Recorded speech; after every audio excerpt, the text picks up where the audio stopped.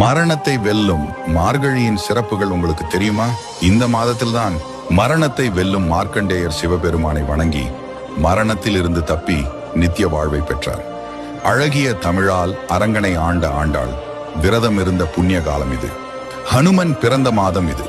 சொர்க்க வாசல் திறக்கும் வைகுண்ட ஏகாதசி திருவிழா வரும் மாதமும் மார்கழிதான். மார்கழியில் வரும் திருவாதிரை நட்சத்திர நாளில் ஆடல் வல்லான் சிவபெருமானின் திருவாதிரை திருவிழாவும் கொண்டாடப்படுகிறது. பாவை நோன்பும் திருவெம்பாவை நோன்பும் நோக்கப்படும் காலமும் மார்கழியில்தான். வெற்றியின் அதிபதி என்று போற்றப்படும் சூரிய பகவான் யோக நிலையில் இருக்கும் காலம் என்பதாலும் அந்த காலத்தில் உயிர்கொலை கூடாது என்பதாலும் அந்த கால மன்னர்கள் மார்கழியில் போர் செய்ய மாட்டார்கள் என்றும் ஒரு தகவல் உள்ளது. பார்க்கடல் கடையப்பட்டதும் ஆலகால விஷம் வந்ததும் அமுதம் பெற்றதும் இந்த மார்கழியில்தான்.